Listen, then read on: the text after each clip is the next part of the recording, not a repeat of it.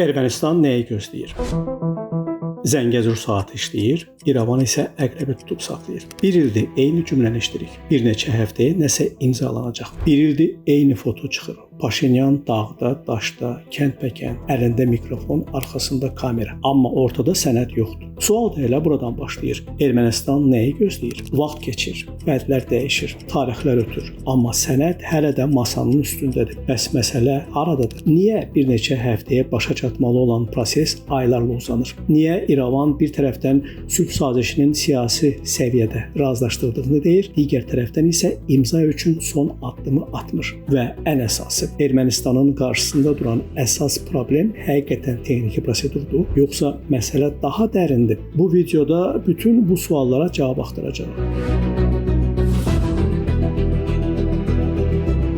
Əvvəlcə faktlara baxaq. 2025-ci il avqustun 8-də Ağ Evdə Azərbaycan prezidenti İlham Əliyev və Ermənistanın baş naziri Nikol Paşinyan Donald Trampın iştirakı ilə birgə bəyannaməni imzaladılar. Xarici İşlər Nazirləri isə 17 maddədən ibarət sülh sazişini parafladılar. Elə həmin sənədlə ATƏT-in Minsk qrupu tarixə göndərildi. Ermənistan isə öz ərazisindən keçəcək 42 kilometrlik hissə beynəlxalq sülh və rifah üçün Tramp marşrutu, yəni trip üzrə ABŞ ilə çərçivə üzərində işləmək öhdəliyi götürdü. Yəni siyasi çərçivə müəyyən edilmişdi. Sülh prosesinin istiqaməti müəyyən edilmişdi. Marşrutun əsas prinsipləri ortaya qoyulmuşdu. Bundan sonra isə tarixlər bir-birinin ardınca gəlməyə başladı. Dekabrda Paşinyan Berlində dedi: "Gələn il faktiki icra və tikinti mərhələsinə keçəcəyik." Aprelin sonunda seçki platformasını təqdim edərkən təməl işlərinə 2026-cı ildə başlayacağı söylədi. Mayın 27-sində isə daha dəqiq danışdı.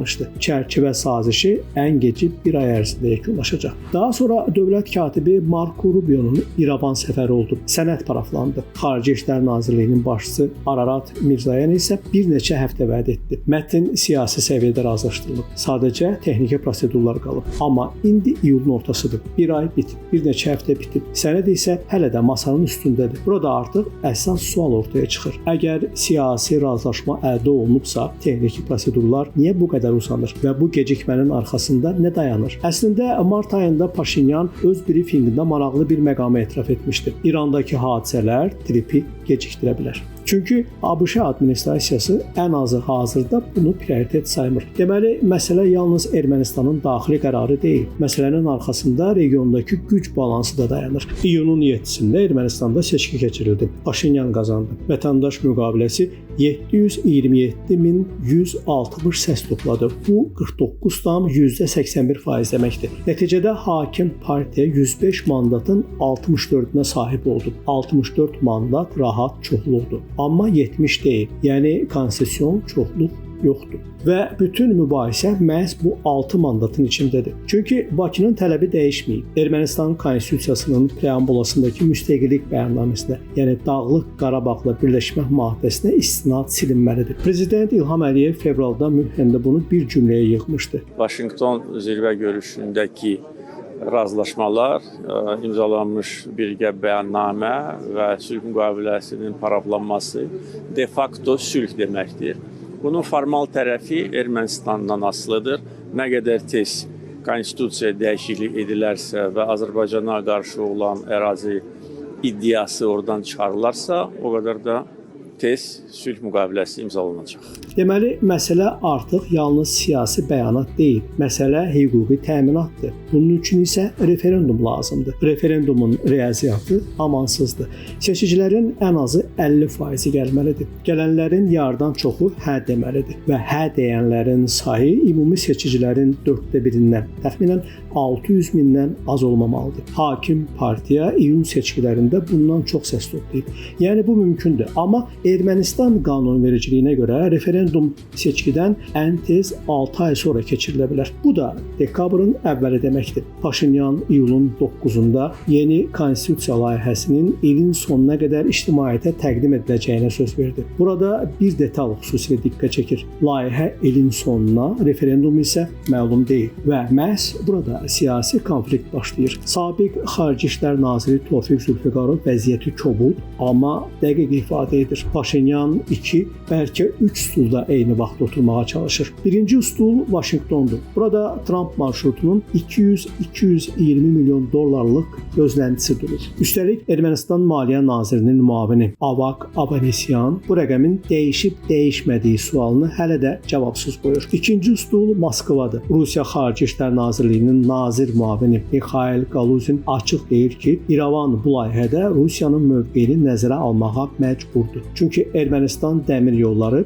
hələ də Rusiya dəmir yollarının törəməsi olan Cənubi Qafqaz dəmir yolunun konsessiya idarəçiliyindədir. Tranzit isə Avrasiya İqtisadi İttifaqının qaydalarına tabedir. Üçüncü stul Tehrandır. İyulun 4-də Xameneyinin vida mərasimi üçün Tehrana gedən Paşinyana prezident Məsud Pezeşkiyan mesaj verdi. Sitat: regiondan kənar aktorların müdaxiləsi problem həll etmir. Əksinə çətinlik yaradır. Statın sonu. Ünvan formal olaraq İrəvan idi. Əsl ünvan isə hər kəsə bəllidir və problem də məhz budur. Bu üç stulun arasında oturan adam qərar vermir. Çünki qərar vermək stullardan ikisini itirmək deməkdir. Buna görə də Paşinyan dağda daşda gəzir. Kənddə görüş, sərhəddə briefing, Berlində panel, Tehranda baş sağlığı. Hərəkət var, istiqamət yoxdur. Amma bu arada Azərbaycan tərəfi başqa cür hərəkət edir. Fərq burada görünür. Ermənistan tərəfi vədlə işləyir. Azərbaycan tərəfi isə kubmetrlə. Horadiz, Cəbrayıl, Zəngilan, Ağbənd avtomobil yolu 123,6 kilometrdir. 3 tunel var. Tunellərin ümumi uzunluğu 12 kilometrdir. 24 körpüdən 23-ü hazırdır. Yolun 2026-cı ilin ikinci yarısında istifadəyə verilməsi nəzərdə tutulur. Horadiz, Ağbənd dəmir yolu 110,4 kilometrdir. Layihə 2021-2026-cı illərə əhatə edir. Ələt Osmanlı yolu isə 60 kilometrdir. İllik 40 milyon ton buraxılış qabiliyyətinə malik olacaq. Yəni bir tərəfdə tarixlər, vədlər və bir neçə həftə var. Digər tərəfdə isə tikilən yollar, hazır tunellər, körpülər və dəmir yolları. Bakı sülhü sözdə deyil, təchizatda göstərir. Prezident İlham Əliyev iyulun 13-də 4-cü Şuşa Qlobal Media Forumunda faktları sadaladı.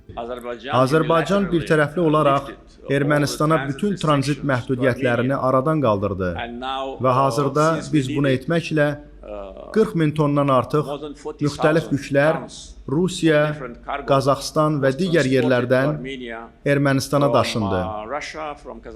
Bundan əlavə,